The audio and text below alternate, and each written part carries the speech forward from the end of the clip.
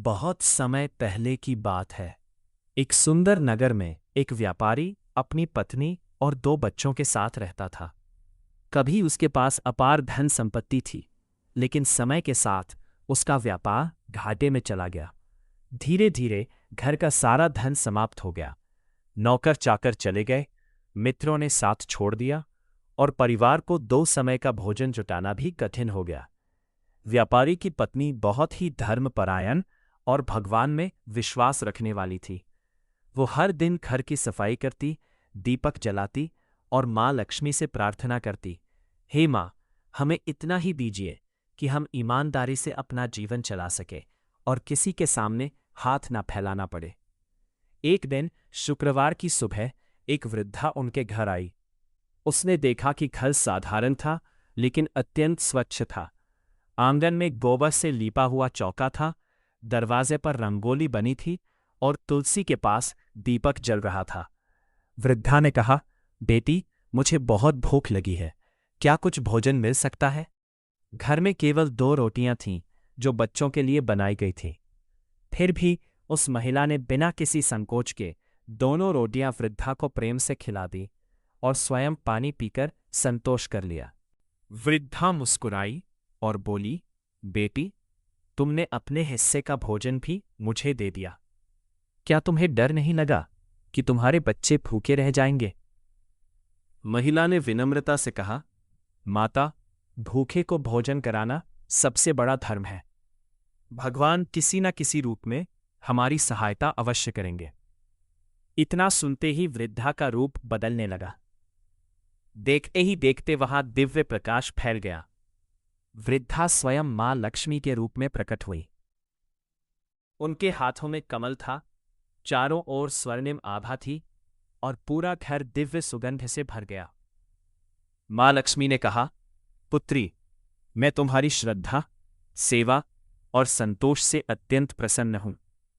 मांग, क्या चाहती हो?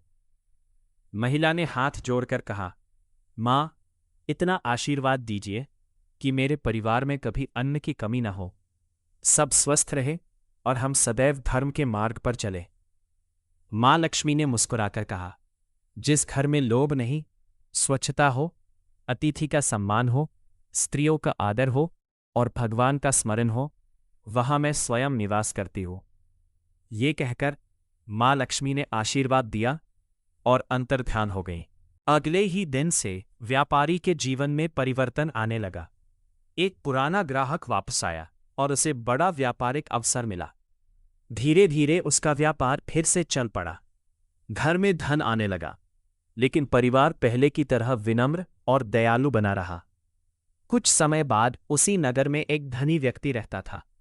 उसके पास अपार धन था, लेकिन वो अत्यंत कंजूस और अहंकारी था। वो गरीबों का अपमान करता, अतिथियों को खाली हाथ लौटा देता और अपने धन पर घमंड करता था।